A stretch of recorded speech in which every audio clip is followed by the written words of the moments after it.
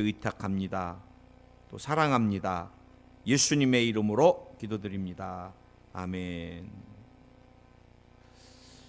저는 오늘 여러분과 함께 또 우리가 새 사람을 입으면 사도 바울이 어떤 옷을 입어야 될까? 지난주는 여러분 국률에 대해서 우리가 예수 믿고 나면은 불쌍한 마음이 있어야 된다. 불쌍한 마음. 이게 국률의 반대가 이 무정함입니다. 무정함, 정이 없는 것. 여러분, 사람이 정이 없는 것 같이 참 자식을 키워봐도 정스러운 자식이 있고 참 정이 없는 자식 있잖아요. 제가 또 성도님들을 만나봐도 그래요. 참 정이 많은 성도가 있고 무정한 성도가 있어요. 아무리 기도해주고 사랑을 줘도 항상 불편해하고 또 부정적인 말을 하고 상처 입힌 말을 하고 보면은 정이 없습니다. 정이. 근데 사실은 제가 여러분에게 이 국률한 마음이 사명이라 그랬습니다. 내가 믿지 않는 가족들이 불쌍히 여기기 시작하면 가족 구원에 대한 사명이 있는 사람이고, 방황하는 청소년이 불쌍하게 느껴지면 그 사람 청소년 사역에 대한 사명이 있고, 예수님 믿지 않는 사람이 다 불쌍하다, 그 사람 영혼 구령에 대한 사명이 있고. 목사는 어때요? 우리 성도님들이 늘 국률해 보이면 그 교회에 대한 사명이 있는 거예요. 또 우리 성도님들도 마찬가지. 그래서 우리가 여러분 특별히 어려울수록 우리가 남편을, 아내를, 자녀들을 국률이 여기는 게 굉장히 중요합니다. 또 교회에도 언제 부흥되느냐? 우리가 국률한 마음이 넘칠 때. 항상 우리 목사님이 안쓰러워 보인다 그러면 또 맛있는 거 이렇게 대접하게 되잖아요. 아, 목사님 많이 말랐다 이제. 우리가 이 국률이 굉장히 중요한데, 오늘 제가 여러분과 함께 예수님이 제일 이 소중하게 여겼던 옷이 어떤 옷이었을까? 사실은 예수님께 가장 이렇게 잘 어울리는 옷 제목을 그렇게 잡으려다가 한번 따라하세요. 주님의 가장 소중한 옷, 겸손. 주님의 가장 소중한 옷, 겸손. 우리 예수님이 제일 소중히 여겼던 옷 중에 하나가 제가 볼 땐 겸손인 것 같습니다. 겸손. 그래서 우리 주님께 이 겸손의 옷은 우리 예수님께 가장 잘 어울렸던 옷이에요. 사실 우리가 겸손의 옷을 지금 입으려고 막 노력하지만 아직까지는 그 옷을 다 소화시키기가 쉽지가 않습니다. 좀 어색하고 불편하기도 하고. 근데 여러분, 겸손은 사전적인 의미에서 두 가지로 정확히 정의가 됩니다. 남을 존중해주고 남을 높여주는 게 겸손이에요. 그 다음에 자신을 내세우지 않는 태도, 자기는 낮아지는 게 겸손입니다. 남을 높여주고 자신은 낮아지고, 그럼 그것이 겸손을 이렇게 내가 주님 앞에 행하는 삶이 되는 것입니다. 그런데 사실은 이 시대에 겸손이라는 단어가 쉽지가 않아요. 이 시대가 어떤 시대입니까? 끊임없이 자신을 피하라는 시대입니다. 피하라는 시대. 기업도 어마어마한 광고비를 줘서 삼성이나 대기업들일수록 더 많이, 그래 새로운 제품에 대해서 막 끊임없이 이게 얼마나 효능이 좋은지 아느냐, 막 그런 이미지를 줘야지 사람들이 구매를 하게 되지. 겸손하게 이거 SK보다 좀 우리 삼성께 좀 뒤집니다 뭐 이러면 그 기업은 끝나잖아요. 목회자 사회도 그러더라고요.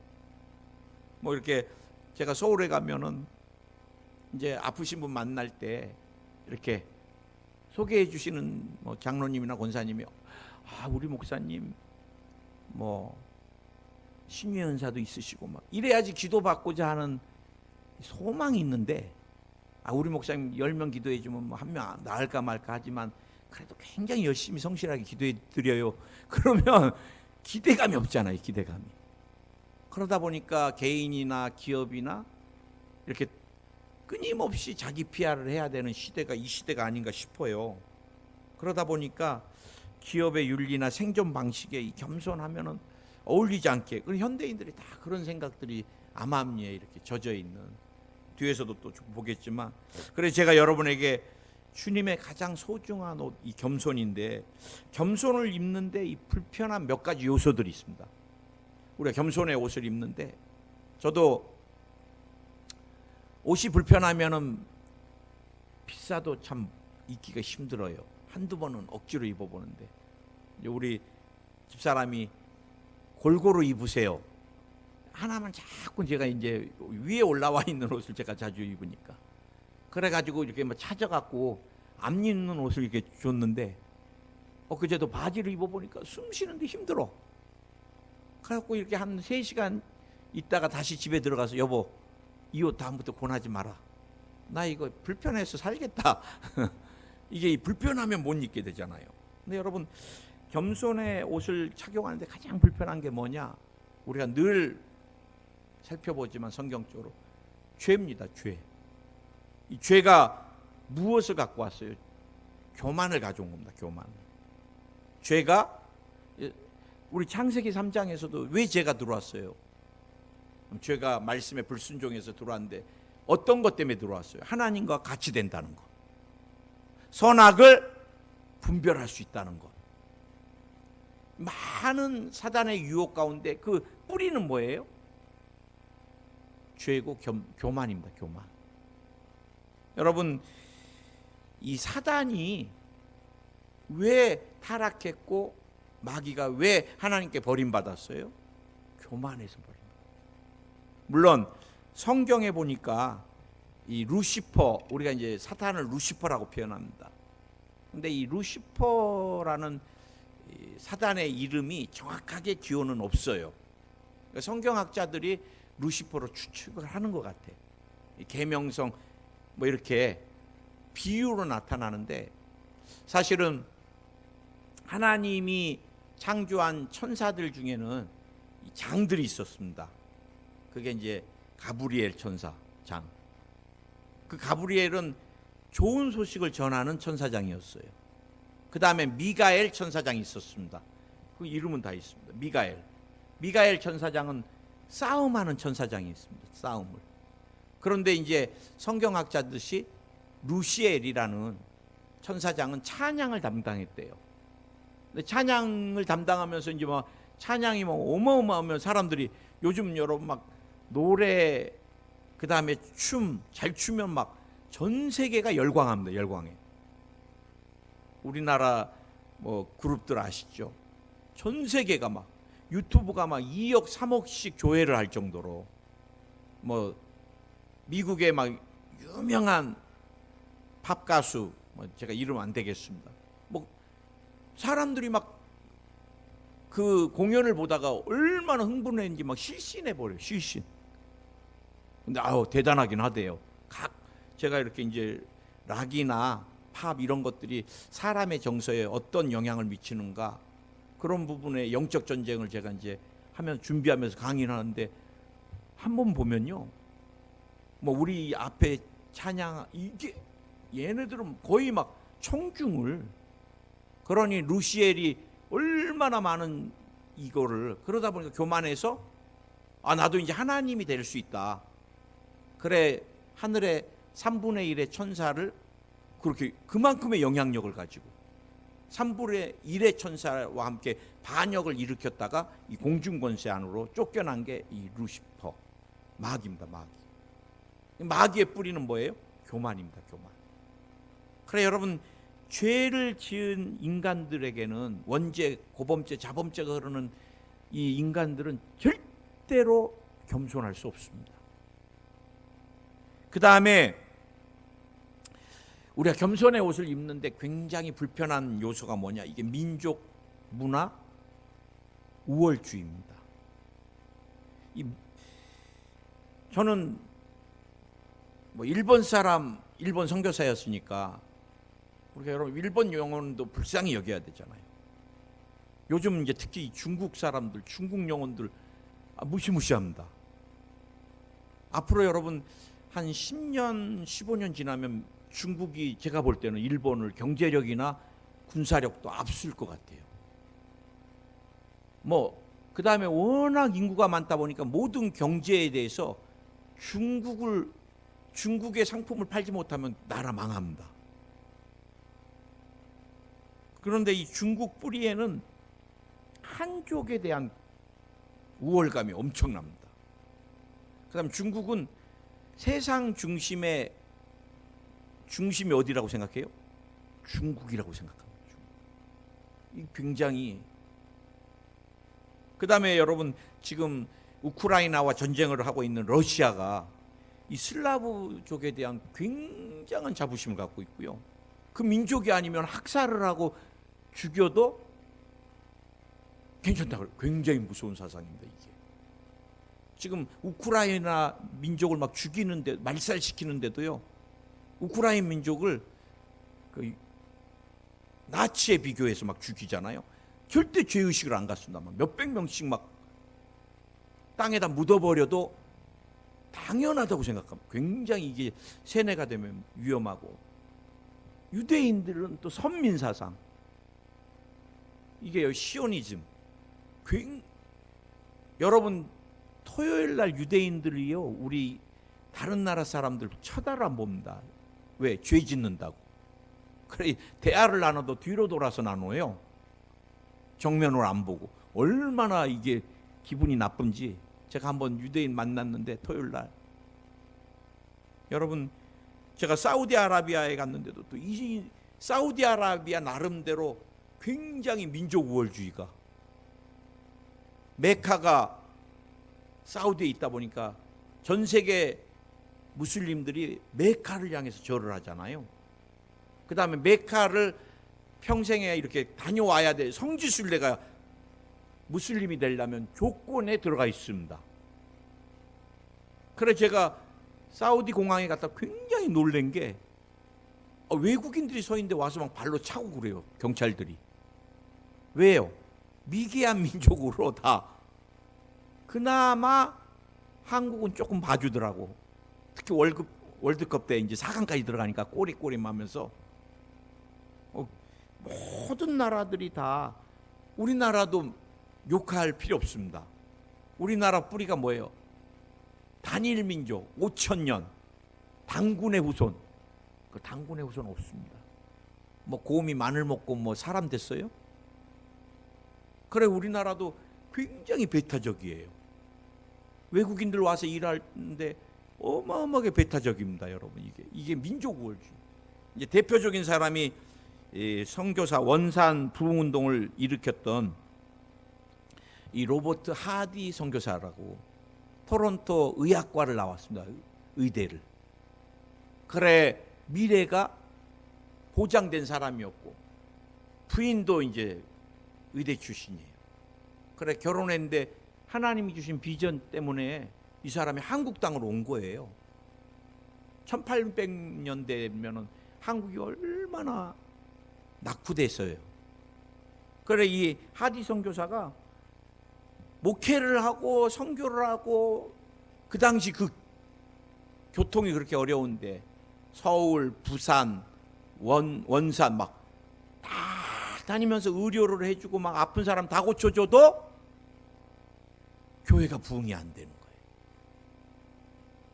그럴 때마다 이 하디 선교사가 마음에 이 미개한 이 한국 민족들, 얼마나 미개하면 이 복음도 못 알아듣고, 마음속으로요, 선교사로 왔는데도 항상 앞에서는 의술을 하면서 참 사람을 섬기는 것 같지만 마음으로는 한국 사람들 우습게, 니네가 이러니까 지질나게 가난하지.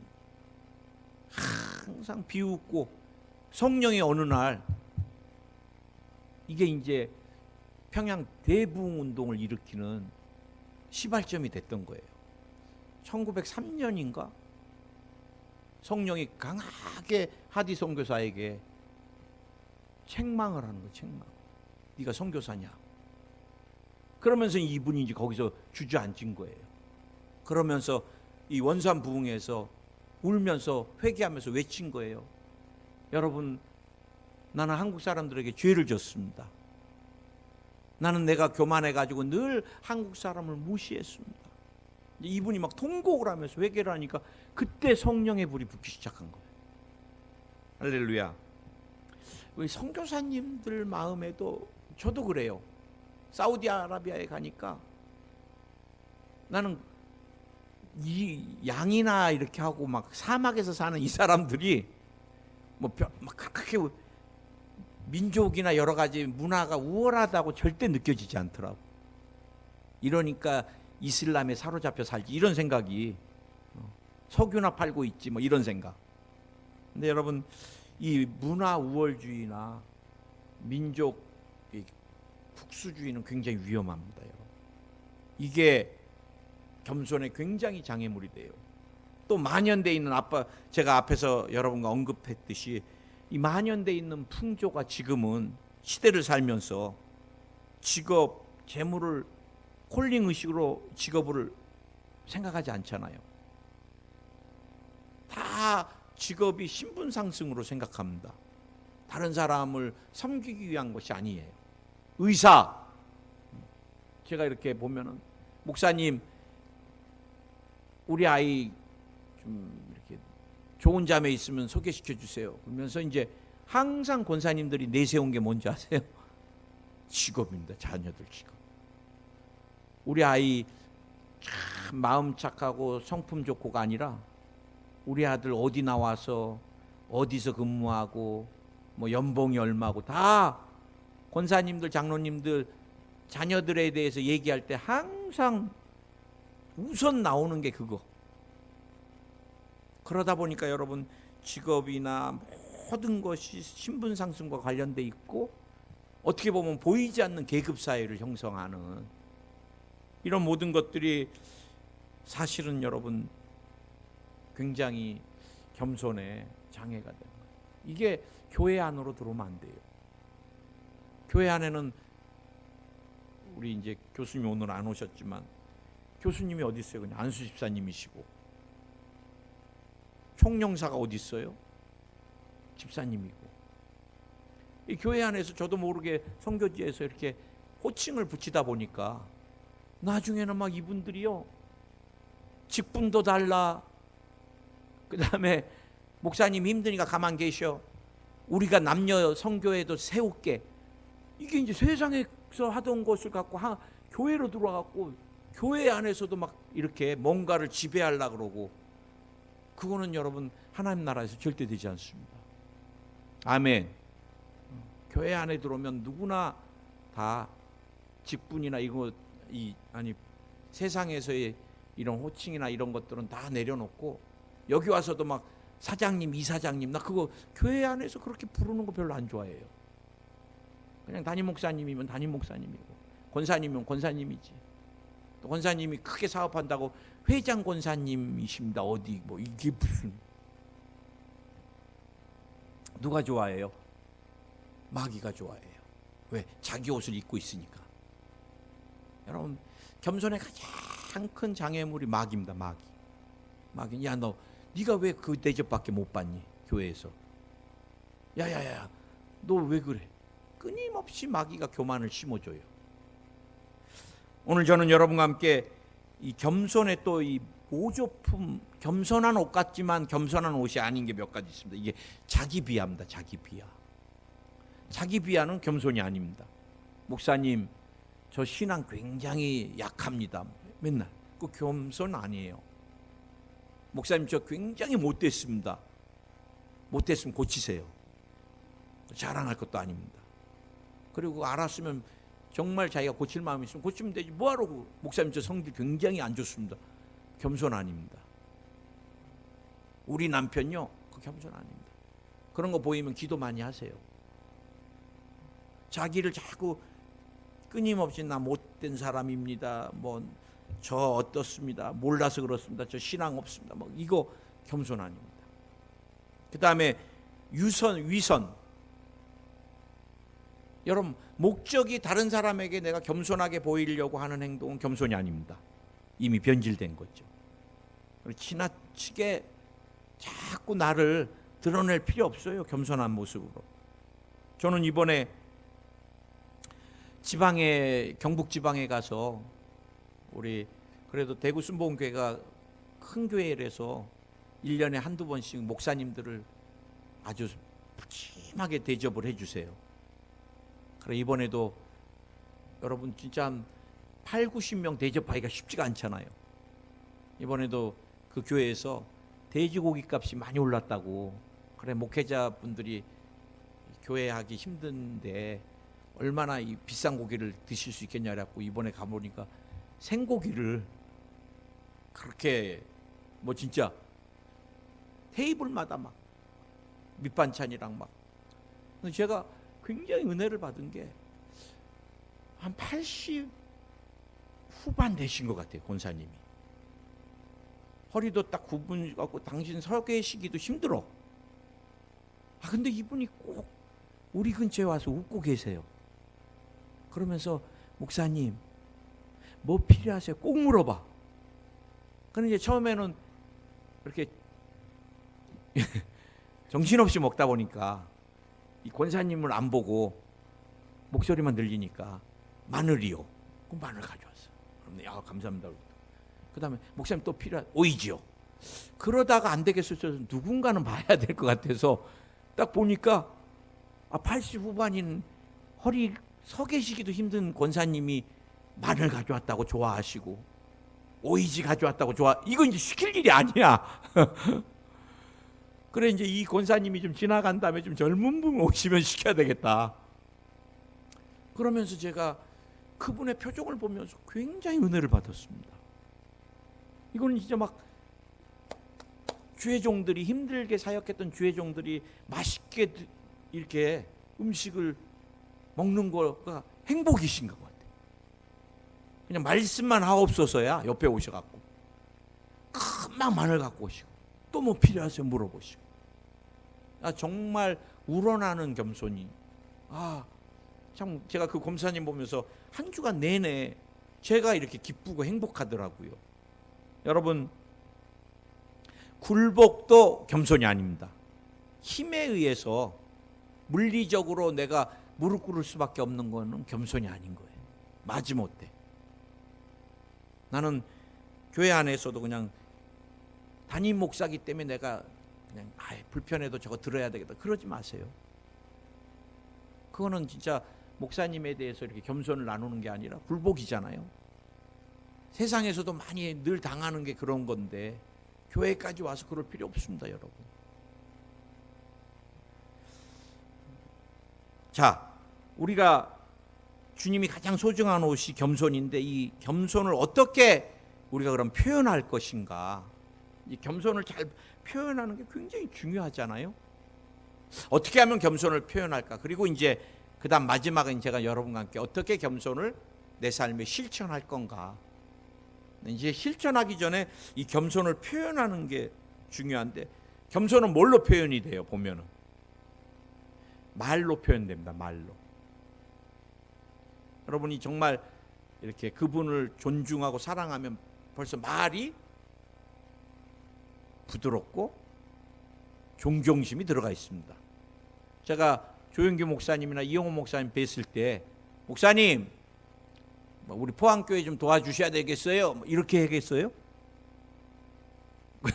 이러면 벌써 저런 교만한 녀석이 거의 예의도 없는 이렇게 돼요.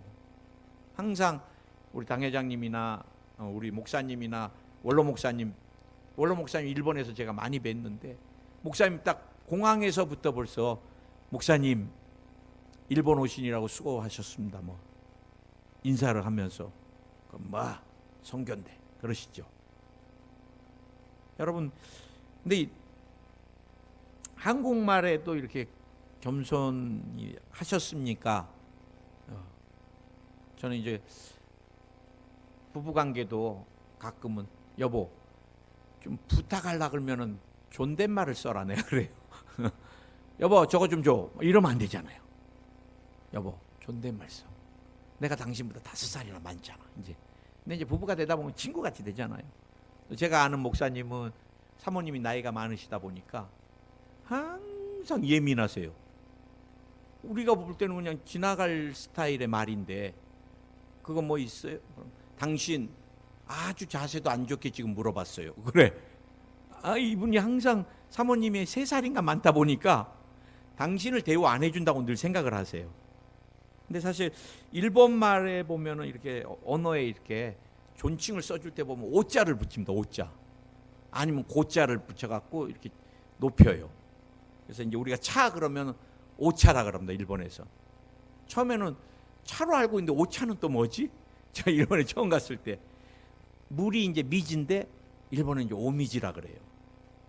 기도도 그렇습니다. 기도도 이놀인데 오를 붙잡고 오이놀이라 그럽니다. 그래서 주님께 기도할 때 이게 굉장히 존칭어를 오자, 남편을 이제 주인님 해갖고 슈준이라 그러거든요. 고슈준이라 그래요. 고자를 붙여서 높여주는 거거든. 우리는 남편님 이러면 또 벌써 이상하잖아요.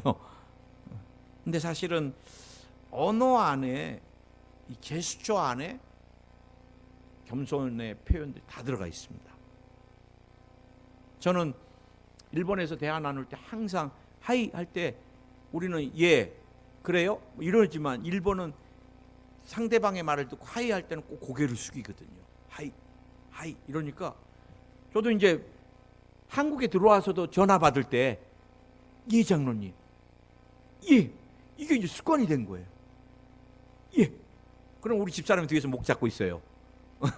여보 고개 숙이지 말라. 몇 년이 지나도 이게 이제 몸에 배니까 물어볼 때도 이렇게 항상 손을 모으고, 우리 목사님 겸손, 일본에서 한 7년 살다 보니까 이게 이제 습관이 된 거예요.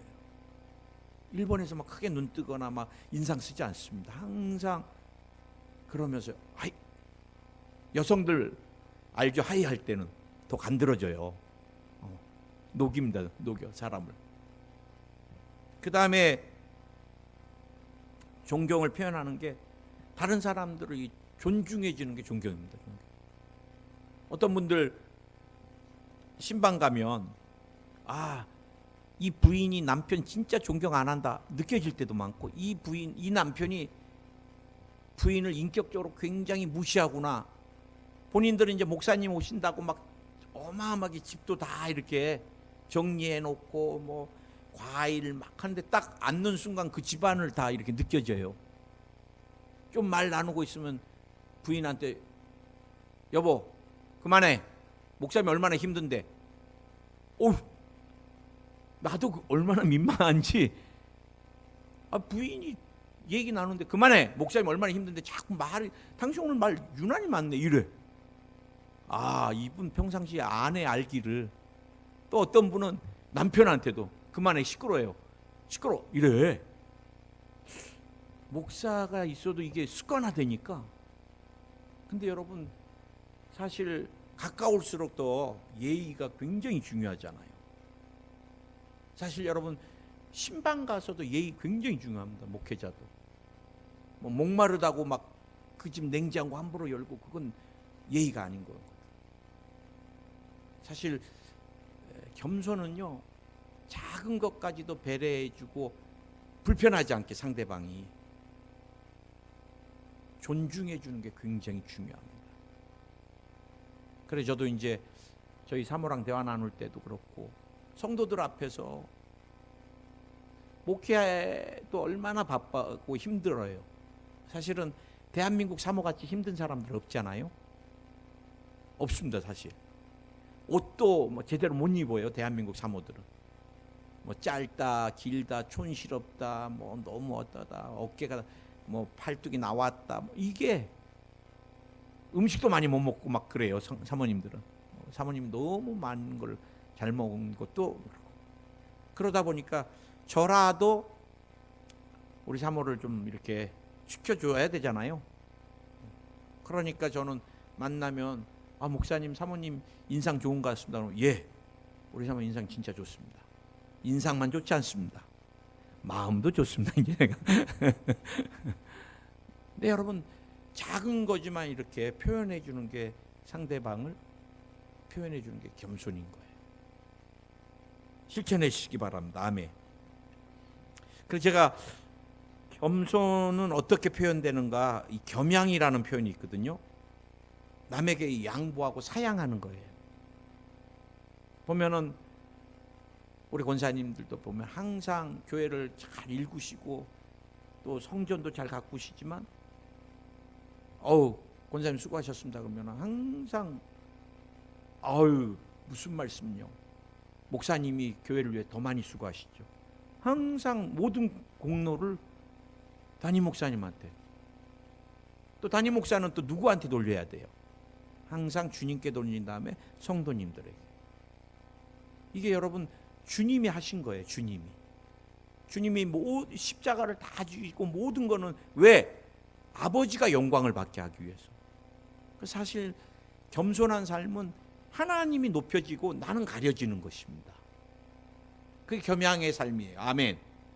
시간이 많이 갔으니까 몇 가지만, 제가 지금 포커스를 두고자 하는 게 지금 아직 다 전개가 안 돼서 설교가 이게 좀 중요한데, 그럼 우리가 주님의 가장 소중한 겸손, 이제 마지막으로 겸손을 삶에서 우리가 어떻게 실천할 건가? 우리가 예수님을 본받는 삶입니다. 이 빌립보서 2장 6절 7절에서 그는 근본 하나님의 본체시나 하나님과 동등됨을 취할 것으로 여기지 아니하시고 오히려 자기를 비워 종의 형체를 가지사 사람과 같이 되셨고 사람의 모양으로 나타나사 자기를 낮추고 죽기까지 복종하셨으니 곧 십자가에 죽으심이라. 빌립보서 2장 6절에서 8절 말씀입니다. 하나님과 동등됨을 취하지 않았어요. 동등하신 분이었지만 얼마큼 낮아져 버렸어요? 신이 인간이 됐어요. 인간이. 얼마나 희생을 했어요? 십자가에서 자기의 생명을 주기까지 복종하셨어요.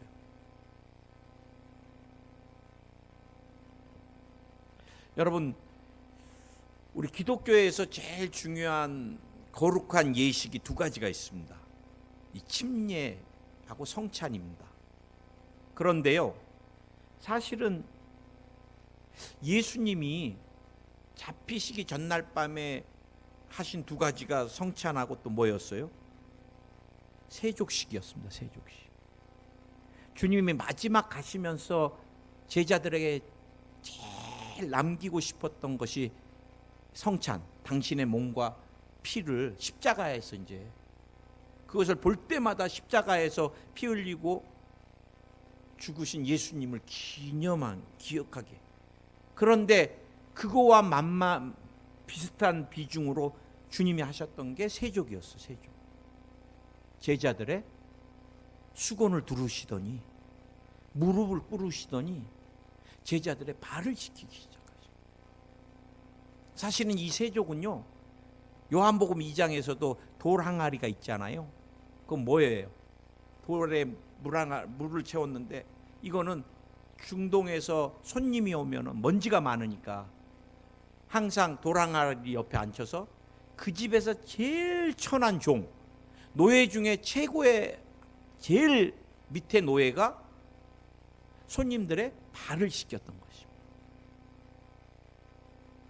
그런데 예수님이 제자들의 발을, 이때 문화로서 이해할 수 없는, 마치 설날에 할머니가 이렇게 손주들한테 세배를 받아야 되는데 갑자기 할머니가, 정상인 할머니가 앉으셔서 손주님, 그리고 손주님 새해 복 많이 받으세요 이러면서, 그 아들이 엄마 지금 치매인가? 엄마 하지 마. 제자들도 하지 마세요. 내가 하지 않으면 너희와 상관이 없다니까 또 베드로는 손하고 얼굴까지 씻어주세요. 또 그래요. 근데 여러분, 사실 예수님이 무릎을 꿇으시고 제자들의 발을 대충 시켰겠어요, 주님이? 베드로 발 오늘 진짜 더럽다. 너는 담갔다 빼야 되겠다. 이랬겠어요? 근데 그 앞에 어떤 말씀이 있냐면, 이제 아버지께 갈 것을 아시고 제자들을 사랑하되 끝까지 사랑하죠. 그래서 여러분, 겸손은요, 예수님을 본받는 것이고요, 예수님의 무엇을, 사랑을, 내가 진짜 남편을 사랑하면 남편을 존경할 수 있습니다. 내가 아내를 진짜 사랑하면 아내를 존중해주고 겸손한 삶을 살 수 있습니다.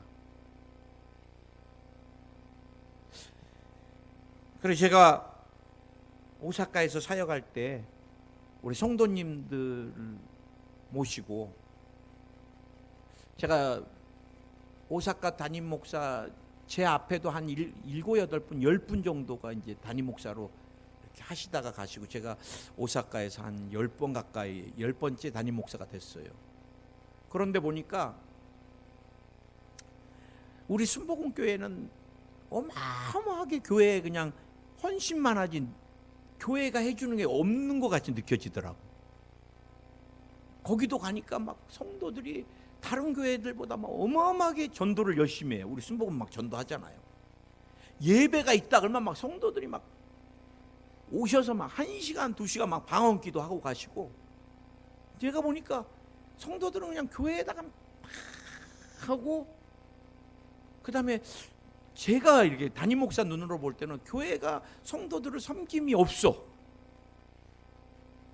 뭐 원로 목사님 오신다 그러면 막 헌금이 얼마가 필요하다, 이제 그 행사를 치르려면, 성회를 치르려면 어마어마하게 또 재정이 필요하잖아. 그럼 막 성도들이 막 그냥 어마어마하게 진짜 그 고깃집 하면서 고기 굽고, 뭐 일본에서 사실 살아가는 게 쉽지가 않잖아요, 생활이. 그래서 제가 하나님께 기도하면서, 주님, 우리 성도님들을 우리 교회가 이번엔 섬기겠습니다. 그래서 제가 호텔이 낀 골프장을 그냥 통째로 거의 얻다시피, 그 안에는 막 샤워 시설도 어마어마하게 돼 있는 온천에다가, 그래서 거기서 엄마들이 이제 처음으로 2박 3일 수련회 들어왔고 밥을 안 하게, 식당도 다, 그리고 이제 거기서 찬양하고 온천하고, 진짜 평생에 한 번 그런 일이 없었다 그러더라고. 근데 그 안에 이제 제가 뭐를 넣냐면 세족을 넣습니다. 세족을. 담임 목사가 무릎을 꿇고 중직들의 발을 씻겨주고, 중직들이 또 권사님, 뭐 우리 안수 집사님들이 우리 성도님들의 발을 씻기고, 그 다음에 가족 단위로 다시 모여서 아빠가, 엄마가 자녀들의 발을 씻겨보고. 참 그날 세족 때 엄청나게 울었던 것 같아요. 어떻게 주님이 제자들의 발을 씻기셨을까? 하나님이. 여러분, 사랑과 함께 이 섬김이 겸손을 이루는 거예요.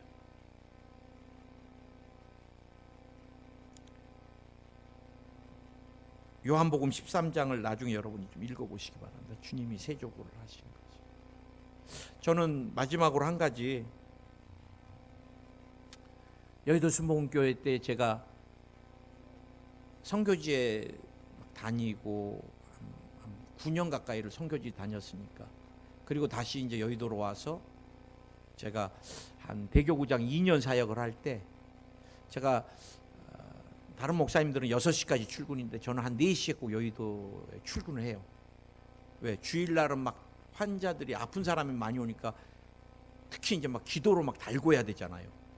근데 제가 깜짝 놀란 게요, 새벽 4시쯤 여의도에 딱 가면요, 벌써 한겨울에요, 차량 봉사하시는 막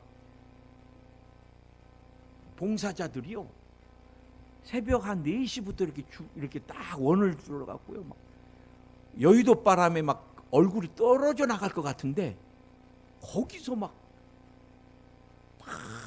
통성 기도를 하고 있어. 새벽 4시에. 무슨 기도를 하냐 딱 들어보니까 막, 주님 오늘 기쁜 마음으로 이들을 섬기게 해 주시옵소서. 여러분, 막 차량 봉사하다 보면 막 좀 모르는 사람들, 초신자들 승질 막 내고 그러잖아요. 못 들어간다, 왜 못 들어가요? 막 그리고 막 당신이 뭐야 막 근데 이제 이분들이 막 기도를 달고 갖고 막 그걸 녹여야 돼. 근데 또 제가 대성전에 들어가서 또 놀란 게, 1부부터 7부까지 여성교회 사람이 기둥 앞에 딱 서 있는데요, 모든 예배마다 그렇게 흐트러짐 없이 서 있어. 좀 앉으세요. 야, 그때 제가 이렇게 주님 사랑하고 섬김이 있으니까 여의도 순복음교회 오신 초신자들이 다 정착이 돼. 갈 때는 황제 모시듯이 90도로 인사하면서 예배 때마다 남성교회 여성교회가 할렐루야 은혜 받으세요 하고, 얼마나 진짜 거기 가면 꼭 왕이 된 것 같은 느낌. 저는 지금도 그분들을 존경합니다. 여러분, 주님이 인간이 되셔서 이 땅에 오셔서 나와 여러분을 섬겼던 것 같이, 나와 여러분이 주님을 본받아 사랑과 섬김이 있으면 겸손이 표현되는 것입니다. 실천되고. 아멘. 저는 늘 가정으로 가야 돼요. 가정으로.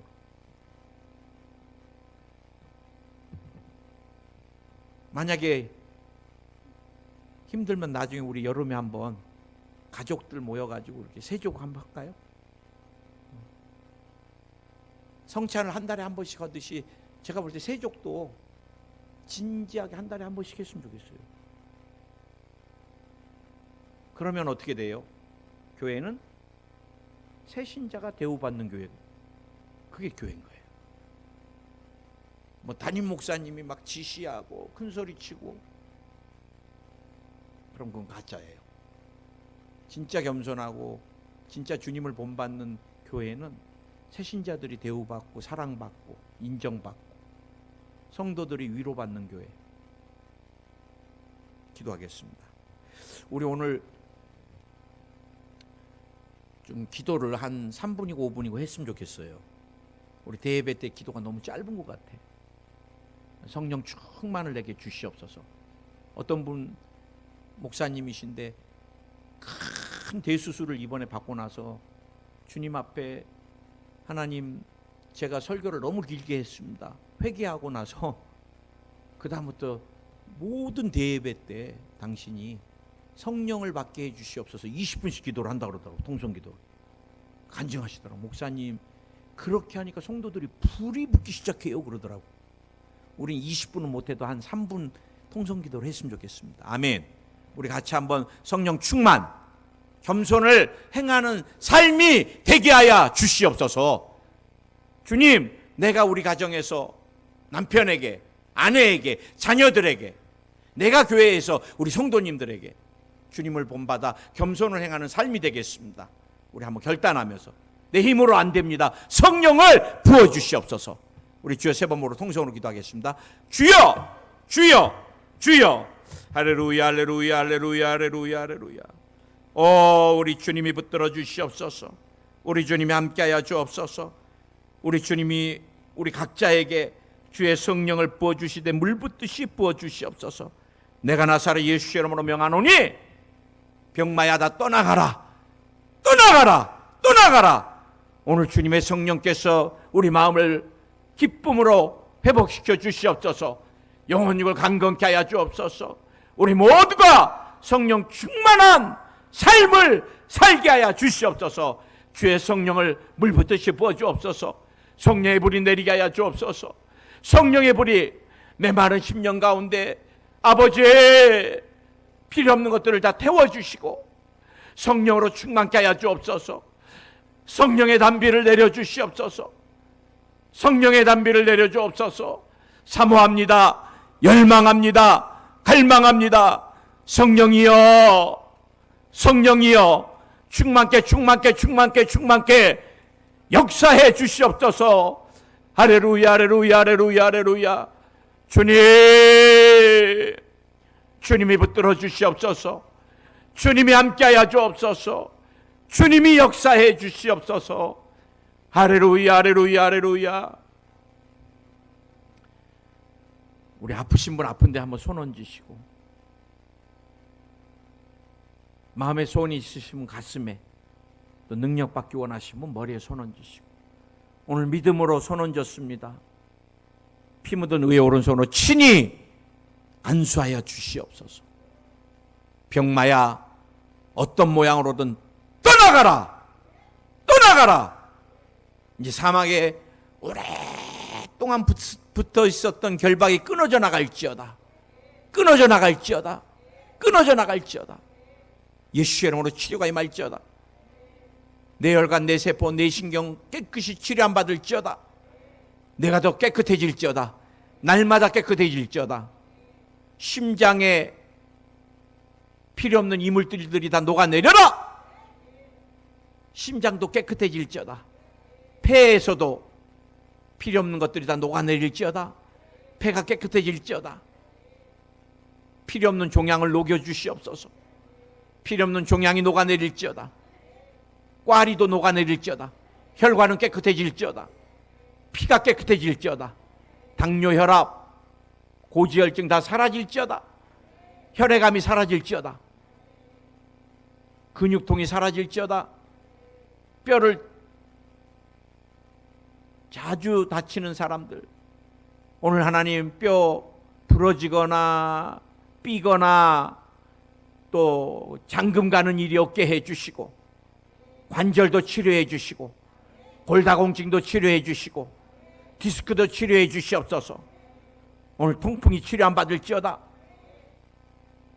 근육통 깨끗이 치료 안 받을지어다. 위경련이 다 사라질지어다. 소화가 잘 될지어다. 모든 장이 강건케 될지어다. 불면증이 사라질지어다. 우울증이 사라질지어다. 마음의 기쁨이 넘쳐날지어다. 오늘 특별히 하나님께서 공황장애를 치료하여 주옵소서. 공황장애가 사라질지어다. 마음에 큰 편안이 말지어다. 주님이 신경성 대장염도 치료해 주시고, 유전되는 질병을 치료하여 주시옵소서. 피부가 깨끗해질지어다. 아토피, 햇볕 알러지, 건선, 무좀, 습진, 알러지까지 다 치료 안 받을지어다. 주님이 두통도 사라지게 해주시고, 환청 환시도 사라지게 해주시고, 어지럼증도 사라지게 하여 주시고, 빈혈이나 이석 현상도 다 사라질지어다. 뇌졸중이 다 사라질지어다. 예수님의 이름으로 기도드립니다. 아멘. 주님께 영광의 박수 돌리겠습니다. 감사합니다. 우리 한 번 더 인사할까요?